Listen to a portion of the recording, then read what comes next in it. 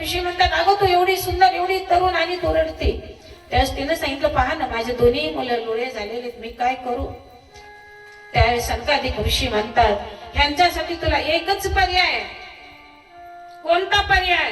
तुला श्रीमद भागवताचं अनुष्ठान करावं लागेल. ज्या ठिकाणी श्रीमद भागवत यज्ञ चालू आहे त्या ठिकाणी जाऊन या मुलांना घेऊन जावं लागणार आहे.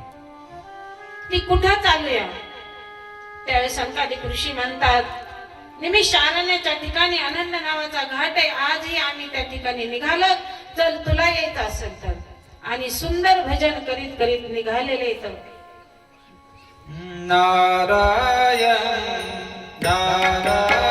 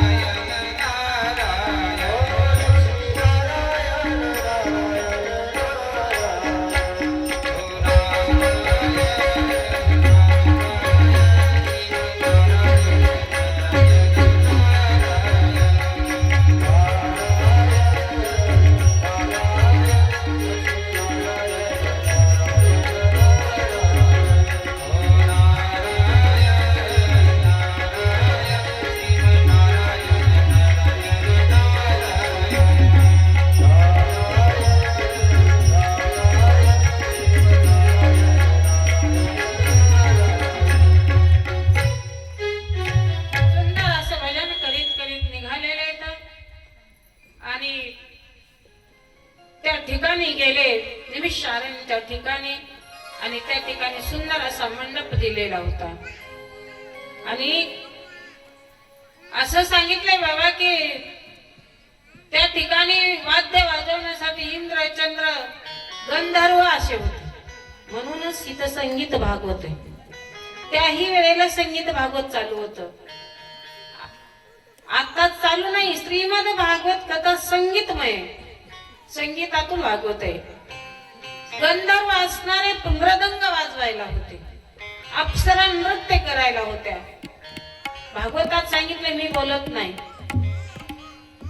आणि त्या ठिकाणी भागवत कथा चालू असताना ही त्या मंडपामध्ये प्रवेश करतात. आणि आतमध्ये गेल्यानंतर असं सुंदर असणार भजन चालू होतं. आणि त्या भजनाच्या तालात नाचत असताना ही दोन्ही लुळे झालेले मुलं उठले आणि नाचायला लागले. श्री कृष्ण गोविंद हरे मुरारी हे नाथ नारायण वासुदेव कृष्ण गोविंद हरे मुरारी हे नाथ नारायण वासुदेव श्री कृष्ण गोविंद हरे मुरारी हे नाथ नारायण वासुदेव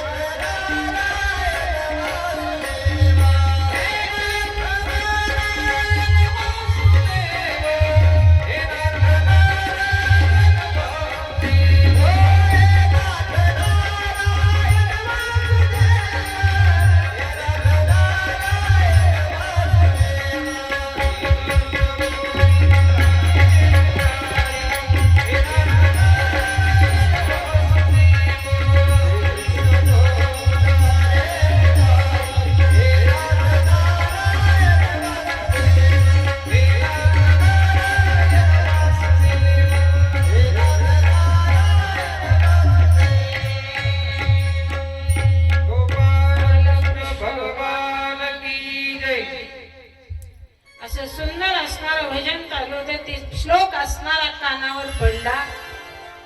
श्लोक कानावर पडल्याबरोबर ह्या दोघांनाही पुष्टी आली आणि नाचायला लागली. आणि त्या ठिकाणी गोकर्ण महात्म्य चालू होत आणि एका श्लोकामध्ये त्यांचा एवढं पुष्टी आली. आता भागवत ऐकल्यानंतर किती सुरुवात झालेली. तुंगभद्रा नदीच्या काठावर आत्मदेव नावाचा ब्राह्मण राहतो आणि तो विद्वान आहे, शिलवान आहे, कुलवान आहे, पण दुःखी आहे. बघा, माणसाकडे सगळं ऐश्वर्य असू द्या पण थोडं काही नसलं तर माणूस सतत त्या दुःखानं रात्र आणि दिवस बोचून घेतल्यासारखं होतं, दुःख होतं माणसाला. तसा हा विद्वान आहे, कुलवान आहे, शिलवान आहे, ऐश्वर्य संपन्न आहे, पण मन असणार त्याचं दुःखी आहे. त्यावेळेला एक वेळेला तो असा रस्त्याने जात असताना काही लोक समोरून येतात आणि त्याला पाहिल्यानंतर चर्चा केली. त्यांनी, अरे आपल्याला चांगल्या कामाला जायचं होतं पण तो आला ना समोरून. मी बोलत नाही, सुखाचार्य भगवंत राजा परीक्षितीला गोकर्ण महात्म्य कसं आहे ही सांगायला लागलेले. का बरं नको जायचं? तर एक जण म्हणता, बघ ना तो आला ना निपुत्रिक आपल्या समोर, चांगल्या कामाला जायला इग्न. अरे एक म्हणता हा तर निपुत्रिक असू दे रे, पण ह्याच्या दारामध्ये एक आंब्याचं झाड आहे त्याला सुद्धा फळ येत नाही. तिसरा म्हणतो, अरे आंब्याच्या झाडालाच काय म्हणतो, त्याच्या दारात तुळस आहे तिला मंजेरी येत नाही. त्याच्या पलीकडे दुसरा म्हणतो, अरे ती तर काय घेऊन बसला, त्याच्या दारामध्ये गोटा आहे आणि त्या गोट्यामध्ये गाय आहे, ते गाईलाही बछडा होत नाही. असे शब्द त्याच्या कानावर पडल्याबरोबर एवढा दुःखी झाला आणि दुःखी झालेला मन उद्विग्न झालं. घरी गेला तर घरी पत्नी असणारी धुंदुली मैत्रिणी बरोबर गप्पा मारते आणि हा आतमध्ये गेला, पत्नीला आवाज दिला, धुंदुली. धुंदुली म्हणली का? तिथूनच मैत्रिणीच्या गप्पा चालू होत्या. मी चाललो कुठं आत्महत्या करायला. ती म्हणली वा, सांगून करत असते. तिला काहीच वाटलं नाही, खरंच वाटलं नाही, वाटलंही नाही काही तिला. कारण की नावच तिचं काय, धुंदुली. जिची बुद्धी स्थिर नाही, जी अहंकारानं रात्रंदिवस ग्रासून गेलेली, अशी धुंदुली. काहीच वाटलं नाही, पण आतमध्ये उठले आणि ताड ताड ताड ताड तुंगभद्रा नदीच्या काठावर गेले. आपल्याला ही जीवन आता ठेवायचं नाही. आपण जर जगाला अडचण होत असेल, आपण जर जगाचं वाटोळ करीत असताना आपल्यामुळे जर लोकांचे काम होत नसते, तर आपला ही जीव कशाला ठेवायचा? मला नको आता, ही जीवनच नको. आणि आत्मदेव त्या तुंगभद्रा नदीच्या काठावर गेलेले. त्या ठिकाणी गेल्यानंतर बसले आणि बसल्यानंतर आता चला आपल्याला पाण्यात उडी टाकायची, हा ध्येय ठेवायचा नाही. पण उठून उभारल्यानंतर त्याला एक समोर असणारे संन्यासी महात्मा दिसला. हा म्हणतो बघा माझा किती योग आहे. मरण कसं असावं माणसाचं? शास्त्रानं सांगितलं एक तर नदीच्या काठावर, पुढे सांगितलं भगवंताची झाकी डोळ्यासमोर असावं, कमीत कमी साधूचं दर्शन व्हावा आणि ग्रंथ पुढे असावा. असं जर माणसाला मरण आलं तर त्याला काहीच करायची गरज नाही. हा म्हणतो माझा किती योगा योग आहे, मी तर तुंगभद्रा नदीच्या काठावर आहे. इतना तो करना स्वामी, किती काय कर भगवंता. आता आपल्याला वेळ कमी. माणसाचं मरण कसं असावं हे जग सांगितलेलं आहे. कमीत कमी नदीच्या काठावर ग्रंथ असावा समोर, संतांची भेट व्हावी. मग ह्या म्हणतो माझा योग किती चांगला आहे, माझ्या समोर संत येतं. उठला आणि त्या साधूच्या दर्शनाला गेला. त्या ठिकाणी गेल्यानंतर साधू विचारतो कुणाला, आत्मदेवाला पहिल्यापासून लक्षात ठेवा कोण कुणाला विचारताय. विचारलं तर सांगायचं, पण आपण न विचारता सांगतात म्हणून आपलं पेरलं जात. एवढ्याच वेळामध्ये ह्यानं स्वतः काहीच सांगितलं नाही, पण संन्यासी महात्मे साधू म्हणतो आत्मदेवा तू तर विद्वान कुलवान शीलवान आहे, ज्ञानवान आहे, आणि तुझ्याकडे पाहिल्यानंतर मला असं वाटतं की तुझा चेहरा आज दुःखी आहे. कोणत्या दुःखामध्येच तू? काय कारण आहे तुला दुःखी होण्याचं? तुझ्या मनात काहीतरी विचार घोळतोय, मला सांगतो का? ते म्हणलं सांगायसारखंच नाही. ते म्हणलं सांगितल्याशिवाय मी तुला जाऊ देत नाही. दोघांचं त्या ठिकाणी संभाषण चालू झालं आणि ते म्हणलं सांगतोच, पण त्याचा पर्याय मला द्यावा लागणार आहे. सांगतो काय झालं आत्मदेवा तुला? त्यांनी सांगितलं मी जगाला भार झालो, माझ्यामुळे बऱ्याच लोकांचे काम होत नाहीत. कशानं? अरे मी निपुत्र काय, मला पुत्र नाही. लोक म्हणतात ह्याला पाहिल्यानंतर आमचे काम होत नाहीत. मग जगाला ओझ कशाला म्हणून मी आत्महत्या करायला आलो. मी आता हा आत्मा असणारा देह मी पाण्यात टाकणार आहे. त्यावेळेस साधू म्हणतो असं करायचं नसतं, शहाण्या माणसानं आत्महत्या करायची नसती. तुला तर माहित आहे ना आत्महत्या केल्यानंतर काय प्रायश्चित्त भोगावं लागतंय. ती मला प्रायश्चित्त भोगावं लागतंय ही मला माहित आहे, पण मला जगणं कठीण आहे. मला जगाशी, माझं जर नातं जगाशी अडचणीचं असेल तर मला जगायचं कशा? त्यावेळेस मी मरू देणार नाही. कोण म्हणतो? हा संन्यासी महात्मे म्हणतात. त्यावेळेस म्हणते मग मला पर्याय सांगा, मला काहीतरी द्या ज्यानं मला पुत्र होईल, असं काहीतरी औषध द्या. साधू म्हणतो अरे माझ्याकडे औषध असतं का? साधूकडे कशाचं औषध आहे? पण त्यानं असा पुरावा काढला रामायणामध्ये. अशाच एका साधूने दशरथ राजाला पुत्र कामिष्ठी यज्ञ सांगितला होता. आणि तसं जर मला काही सांगितलं तर मी माघारी जातो आणि मी करतो. त्यावेळेस मला काहीतरी द्या. हा म्हणला हातानं पंचायत. आता न विचारता आपण स्वतः विचारलेले काय करावं, काहीतरी पर्याय द्या, तर जगतो नाही तर तुमच्या पुढे आत्महत्या करतो. माणसं मरू देतात, त्या माणसाला समोर नाही. मग त्यावेळेस त्याच्या लक्षात आलं आणि आपल्या झोळीमध्ये हात घातला तर त्याचे ते कांबा होता, फळ होत. ती फळ घेतलं आणि आत्मदेवाकडे दिलं, जा तुझ्या पत्नीला खायला दे, तुला पुत्र होईल. ह्याला एवढा आनंद झाला आणि तो घेतलं, फळ घेतलं आणि घरी गेला. घरी गेल्यानंतर पत्नी असणारी दारातच बसलेली होती. तेव्हापासून पती गेला तेव्हापासून 5 वाजले तरी ही दारात बसलेली. आत्मदेवाला एवढा आनंद झाला पत्नीला पाहिल्यानंतर आणि आवाज दिला पत्नीला, ए धुंदुली, बघ ना माझ्याकडे काय आणलंय मी. एका साधू महात्म्यानं आपल्याला एक फळ दिलंय आणि ही फळ खाल्ल्यानंतर आपल्याला पुत्र होणार आहे. ती म्हणली, मगाशी टोपलभर आंबे खाल्ले, उन्हाळ्याचे दिवस होते आणि तुमच्या ह्या आंब्यानं ह्या फळानं होत असतंय का. घेतला आणि फेकून दिलं गाईच्या गोठ्यामध्ये. श्रद्धा असावी लागते, भाव असावा लागते. भाव बळे आकळे एरवे नकळे, कर्तरी आवळे तैसा हरी. कसा कसा होतो तो, जसा पाहिजे तसा होतो, पण भाव पाहिजे. भावीविना भक्ती, भक्तीविना मुक्ती आणि बळीविना शक्ती बोलू नये. तिचा भाव नव्हता, मनामध्ये वाईट विचार असायचे, तिच्या मैत्रिणीशी गप्पा मारायची.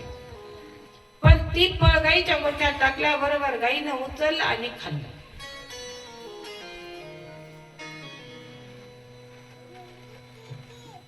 हिच्या मनामध्ये विचार यायला लागले, मला तर पतीनं फळ दिलं होतं आणून, आपण खायला पाहिजे होतं, परीक्षा घ्यायला काय हरकत आहे.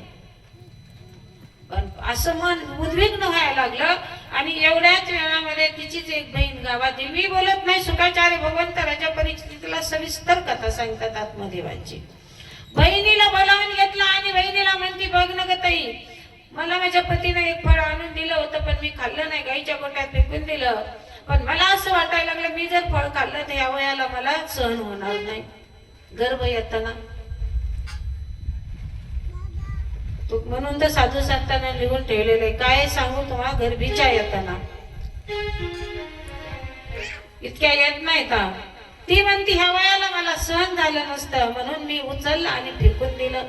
त्यावेळेस तिने म्हणती, ताई काही काळजी करू नको, जिथं चणे असतात तिथं दाणे नसतात आणि जिथं दाणे असतात तिथं चणे नसतात. ह्यांच्याकडे ऐश्वर्य होतं, संपत्ती होती, सगळं काही होतं, पण घरात संपत्ती संतती नव्हती. तिच्याकडे काहीच नव्हतं पण आधीचे 10-15 होते आणि हिला दिवस गेलेले होते. ती म्हणली, ताई काही काळजी करू नको, मी काय करते, मला आत्ताच दिवस गेले तर माझं बाळ तुला देते, पण मला काहीतरी द्यावं लागणार आहे. बहिणीचं बोलणं झालं, ठरल्याप्रमाणे तिनं सांगितलं, तुला पाहिजे तेवढं धन देते पण तुझं बाळ मला दे. पण दिवस गेलेलं सोंग करावा लागेल ना, म्हणून तर नाथबाबाने तेव्हा लिहून ठेवलेलं होतं, चिंध्या बांधणीया वाढविले पोट. तेव्हापासून येते तस मला काहीतरी द्यावं लागेल. सांगितलं मी तुला धन देते आणि तुझं बाळ मला दे. ठरल्याप्रमाणे हिनं रोजच्या रोज आता पोट वाढवायला सुरुवात केलं. चिंध्या गुंडाळून पोट असं मोठं केलं. करता करता 9 महिने झाले, 9 दिवस झाले आणि तिकडं बहिणीच बाळ जन्माला आल्या बरोबर दाशीनं ती बाळ हिच्या घरी आणलं. हिला झोपायला बाज टाकली आणि त्या बाजेवर ती बाळ आणून टाकलं आणि परत दाशी सांगायला गेली आत्मदेवाला, आपल्याला बाळ झालं. आत्मदेवाला एवढा आनंद झाला आणि आनंदाच्या भरात आत्मदेव यायला लागले. त्याच रस्त्याने गाईचा कोटा होता, त्या कोट्यात गाईला बाळ झालेलं होतं, ती हातपाय झाडून खेळायला होतं. आत्मदेवाला एवढा आनंद झाला, त्या बाळाला उचललं गाईच्या कोटातल्या आणि घरी घेऊन गेले तर घरी एक बाळ झालेलं आहे. बघ धुंदुली, देवाला मी एक मागितलं होतं, देवानं आपल्याला 2 दिले, गाईलाही दिलं तुलाही दिलं. आनंद झाला आणि आनंदाच्या भरात आत्मदेव इतके आनंदित आणि करता करता बाळाचं नामकरण करायचंय आणि धुंदुली म्हणती, आपल्या बाळाचं आज नाव ठेवायचंय पण माझ्या मनावर ठेवावं लागेल. नाही धुंदोली, मी आतमध्ये मी त्या बाळाचं नाव परमात्मा ठेवतो. नाही, ती गाईच्या गोट्यात जी झाले त्याचं तुम्ही ठेवा आणि माझ्या बाळाचं नाव माझ्याच नावावर ठेवलं जाईल आणि त्या बाळाचं नाव ठेवलं धुंदोकारी आणि गाईच्या गोट्यातल्या बाळाचं नाव ठेवलं गोकर्ण महाराज की जय. संत अवताराला आले. गोकर्ण हा संत आहे आणि गाई धुंदोलीचा मुलगा असणारा त्याचं नाव धुंदुकारी. धुंदुकारी म्हणजे अहंकार. खूप छान कथा आहे. सुट्टी सुट्टी सांगायची म्हणले तर ही भागवतच आपल्यावर आहे हो. आणि आपणच भागवतात आहे. आपल्याच मध्ये आत्मा नावाचा आत्मदेव राहतोय. अहंकार नावाचा धुंदुकार राहतोय, अंधार राहतोय. संत नावाचे गोकर्ण महाराज आपल्याच मध्ये संत, दयावंत, कृपावंत. पण आपण सगळं सोडलं आणि बाहेर फिरतो. आणि धुंदुकारी हा मोठा व्हायला लागला. गोकर्ण महाराज हे मोठे व्हायला लागले. पण गोकर्ण महाराज रात्र आणि दिवस भगवंताचं नामचिंतन करीत होते, भजन करीत होते. गोकर्ण महाराज धुंदुकारी खोड्या करीत होता. इतक्या खोड्या बाबा आपल्याला काही माहित नाही, पण इथं सांगितलं इतक्या खोड्या करायचा. बाहेर जर लेकरं खेळायला लागले आणि हा जर त्या खेळात गेला तर त्या लेकरांना उदबत्तीची काडी घेऊन पळवायचं, चटके द्यायचा. लेकरांनी त्याला पाहिल्या बरोबर दार बंद करायचे, घरात पळायचे. इतका विचित्र वागायला लागला हा धुंदुकारी. आणि गोकर्ण महाराज मात्र भजन करायचे. श्रीराम जय राम जय जय राम.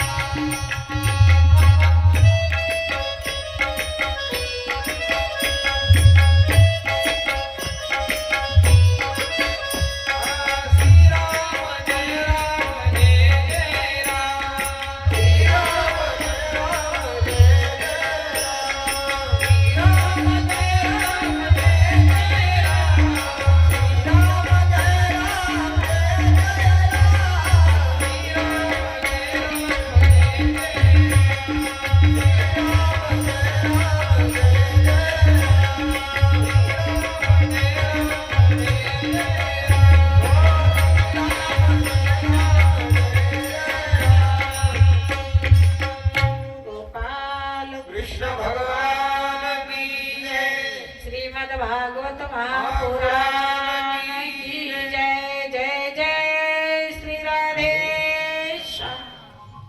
सुंदर असं भजन करायचे गोकर्ण महाराज. हा इतका विचित्र वागायला लागला. हा मोठा झाला, पण मोठा झाल्यानंतर चोऱ्या करायला लागला,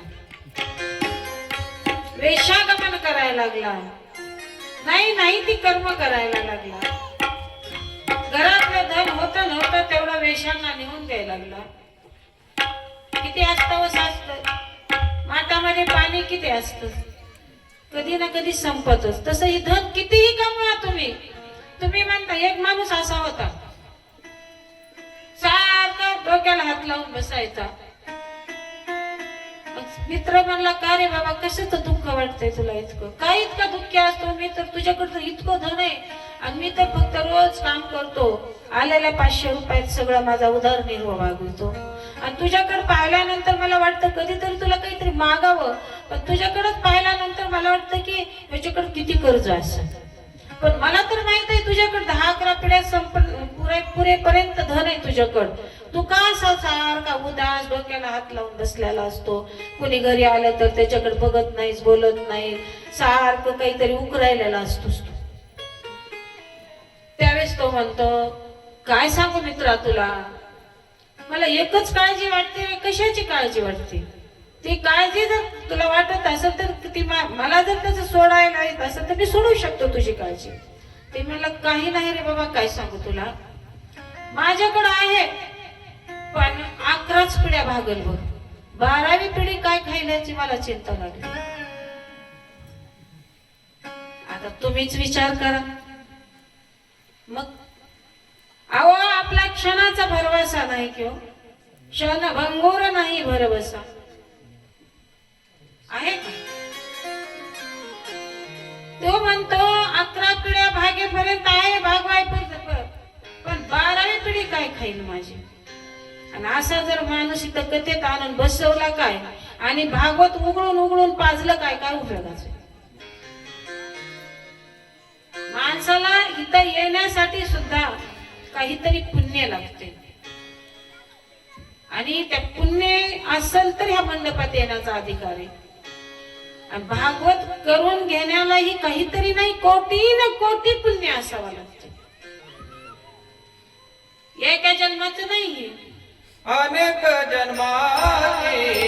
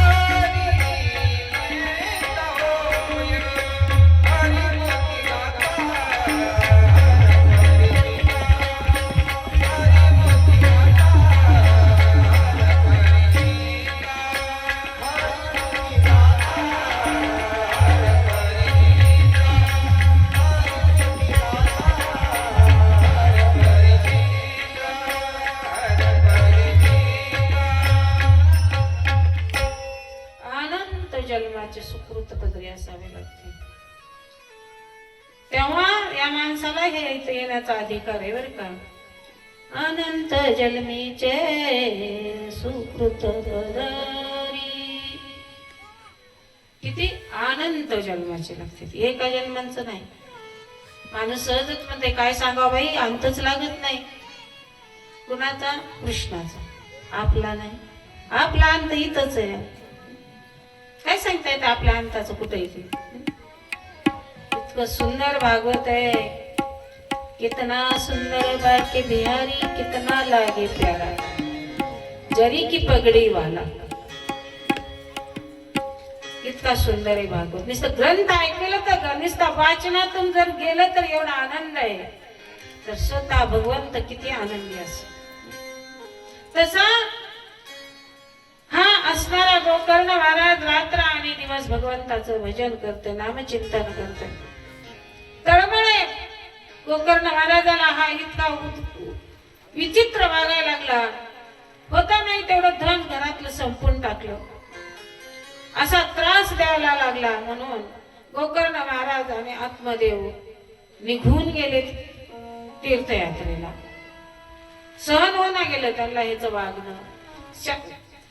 काही लोकांचं काही पटत नाही, आणि काही ना काही ती जुळतं, त्याच्यामुळे त्या लोकांना पटतं. तसं ह्या दोघांनाही त्याचं वागणं आवडत नव्हतं. दोघांनाही निर्णय घेतला आणि निघून गेले तीर्थयात्रेला. हा एकटाच मोकळा राहिला, फक्त आई घरामध्ये राहिली. आणि रात्रभर नाही ती कर्म करायचा आणि आले की आईला त्रास द्यायचा. आला घरी आल्याबरोबर आईला म्हणतो, आई. ती म्हणती, का रे बाळा, कितीही दुष्ट मुलगा असू द्या, पण आई बाळाच म्हणते त्याला करायला. आई कुणाला म्हणायचं? जी सगळ्याच्या नंतर जेवते आणि जी सगळ्याच्या नंतर झोपती ती आई असते. जी कवाडा माग सतत वाट बघती ती आई असते. आपण जेवताना भाकरीच्या टोपल्याकडे बघती, माझं बाळ येणार आहे, त्याला अर्धी तरी भाकर ठेवती ती आई असते. जी सगळं खाऊन घेते ती बायको असते. लक्षात ठेवा. आनाच आहे ना, पाठीचा कणा गेला तरी आना संपत नाही, त्याला बायको म्हणायचं. आणि जी सगळंही नसलं तरी आहे म्हणती ती आई असते. लेकराचे हित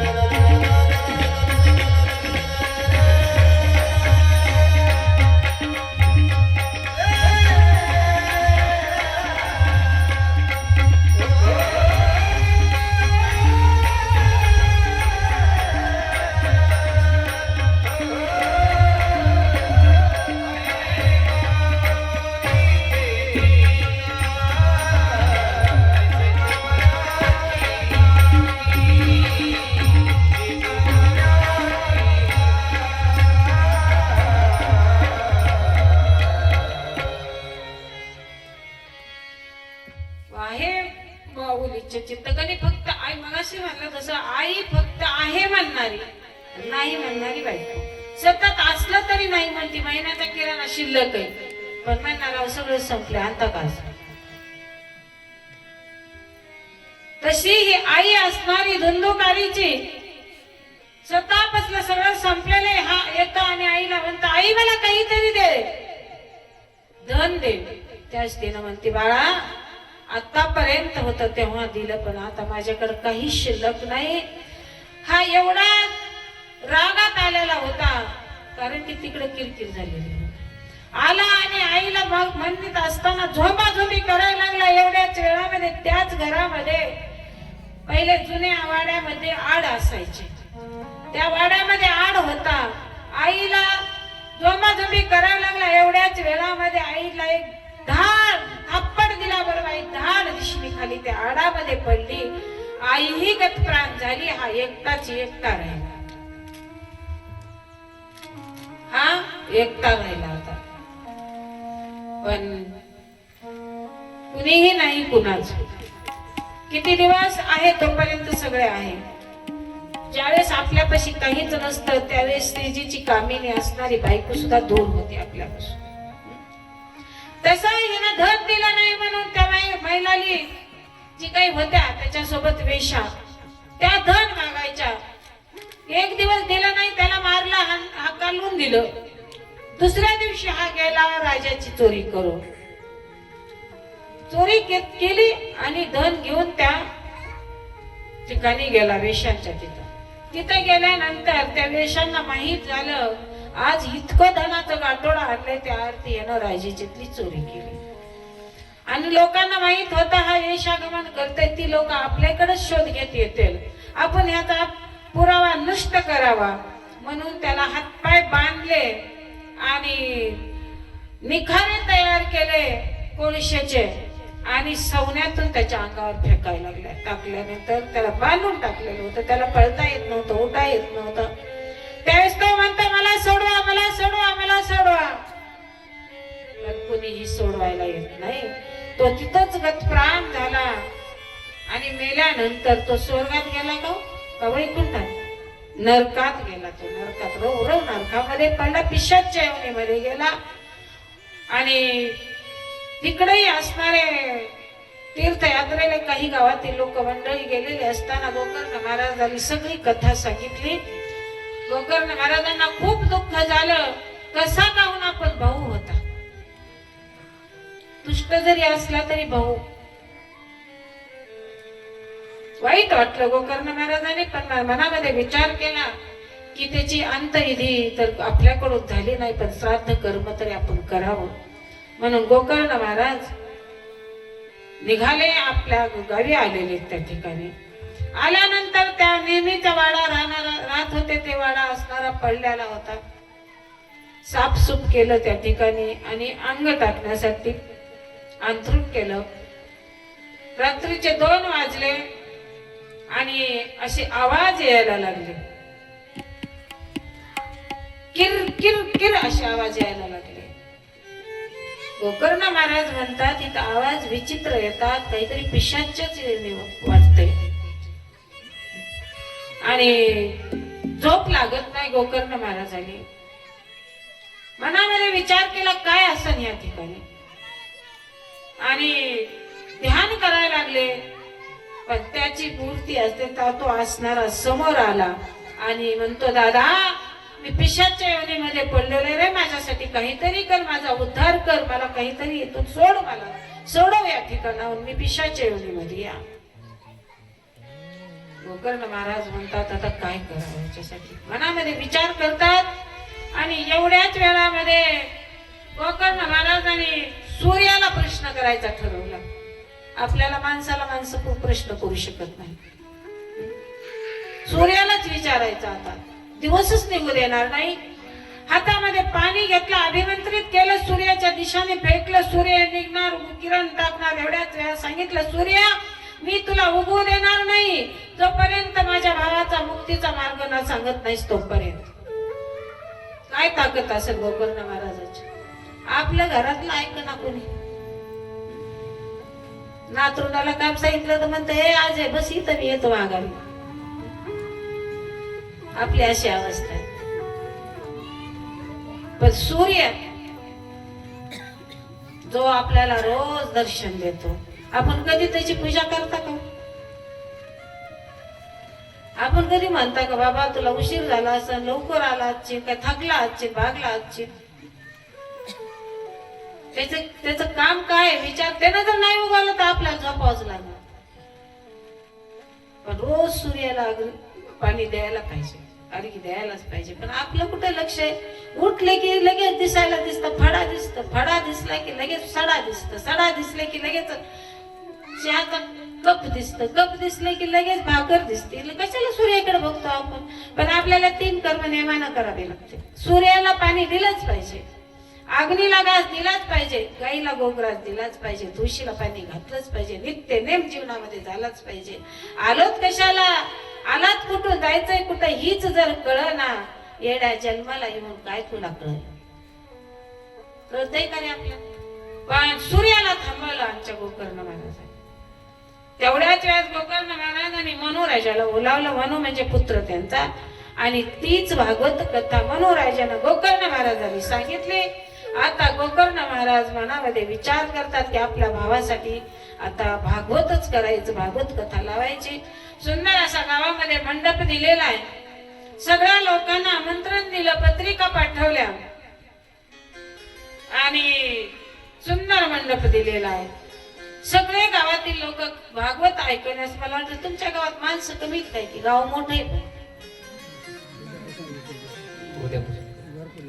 किती गाव मोठे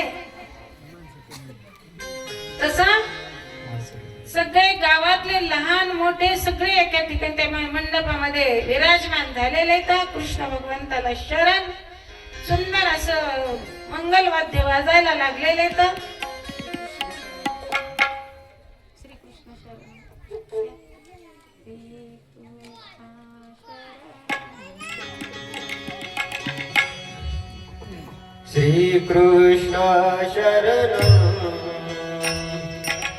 श्री कृष्ण शरणं, श्री कृष्ण शरणं, श्री कृष्ण शरणं, श्री कृष्ण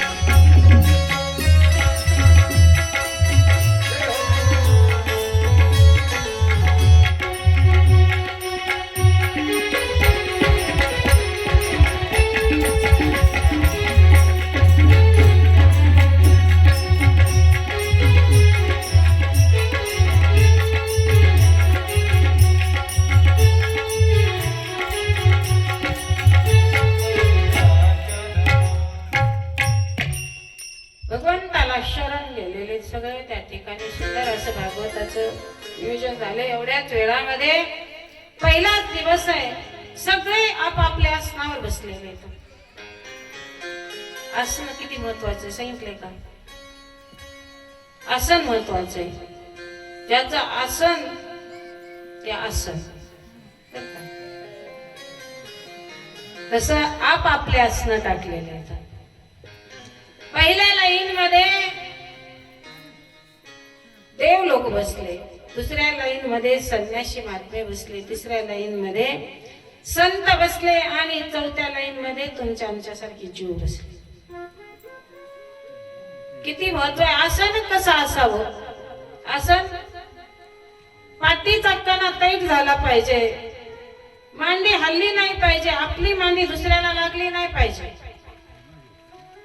आसन मोडतं, मांडी हल्ली नाही पाहिजे, आपल्या गुडघेच बसू देणार नाही. काय माझे नाही, माझे गुडघेच दुखत नाही, पण तू बऱ्याच लोकांची तक्रार द्याव, काय करावं ताई, कुठेही गेलं काय करावं ताई, गुडघेच बसू देणार. मी आम्हाला संसार लय केलेले कसे बसू देते, चल म्हणते आणखी.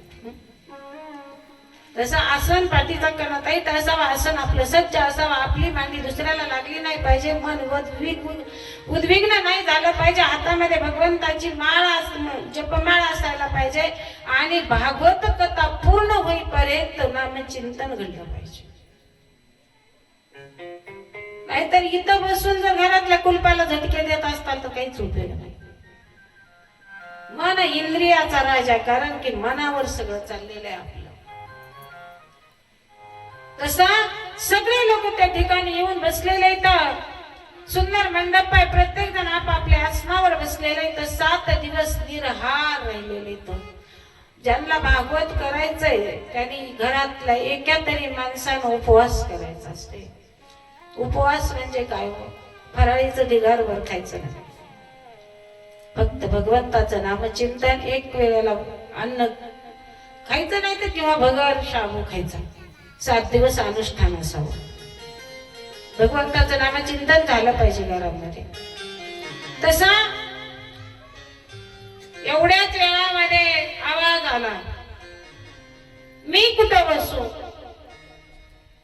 गोकर्ण महाराजाला पहिला आवाज आला पण लक्ष दिलं नाही. पुन्हा आवाज आला, मी कुठं बसू, मी कुठं बसू? त्यावेळेस गोकर्ण महाराजांनी पाहिलं तर हा धुंदुकारी पिशाच्या योनीमध्ये होता. सांगितलं समोर 7 गाठीचा विळू या आणि त्या विळू मध्ये बस. आणि कारण की खाली बसता येत नव्हतं कुणाला, धुंदुकारीला पिशाच्या योनीमध्ये. असं सांगितलं जातं बाबा ज्याला भूत बाधा झाली त्याला खाली बसता येत नाही. 3 फूट 3.5 फूट पर्यंत मी जागा देत नाही त्या माणसाला, आदर राहतो. पण आपल्याकडे चालता बोलता तुकडे टाकायलेले असते. काय झालंय, तिला भूत लागले. भूत एवढं सोपं नाही, लागलं तर सोडित नाही. ती म्हणतो दादा मला खाली बसता येत नाही, दादा मी कुठं बसू? त्याने सांगितलं पुढे समोर 7 गाठीचा विळू या, त्या विळूमध्ये बस. आणि त्या धुंदुकारी त्याच्यामध्ये जाऊन बसला. पहिल्या दिवसाची कथा झाल्याबरोबर ती असणारी गाठ तार दिशेने तुटली. अशा 7 दिवसाच्या 7 गाठी तुटल्या बरोबर त्याच्यातून दिव्य पुरुष प्रगट झाला. तोच होता धुंदुकारी. आणि एवढ्याच वेळामध्ये आकाश मार्गावरून विमान आलं. लोकांना वाटलं आपण 7 दिवस कथा ऐकली, देवानं आपल्याला विमान पाठवलं. सगळे लोक पंक्ती धरून बसायच्या ऐवजी त्या विमानाकडे पळायला लागल्या. बरोबर गोकर्ण महाराजांनी आवाज दिला, ए नगरवासींनो, त्या विमानाकडे तुम्ही जाऊ नका. ह्या विमानाचा अधिकारी माझा बंधू असणारा धुंदुकारी आणि तो विमान त्याच्यासाठी आलेले. लोक म्हणले काय म्हणता गोकर्ण महाराज, 7 दिवस आम्ही अनुष्ठान करून एक आसनी, एक भोजनी, एक शयनी झोपलो कुठलोत आम्ही, आणि आम्हाला विमान नाही, तुमच्या भाऊ तर आलाही नाही, पिशाच्या मध्ये पडला होता, त्याने म्हणले त्या गाठीतून निघालाय. अशी कथा ऐकावी लागते. आणि गोकर्णाचा उद्धार, हे धुंदुकारीचा उद्धार गोकर्ण महाराजांनी केला. गोकर्ण भगवान की जय. अशी कथा सुखाचार्य भगवंत राजा परीक्षितीला सांगतात. गोकर्ण महात्म्य सांगितलं. पुढे कथा आपल्याला ऐकायची. नारद चरित्र, त्याच्या आधी श्रीमन नारायणचं भजन आणि कथेला आरंभ. नारायण नारायण श्रीमन नारायण नारायण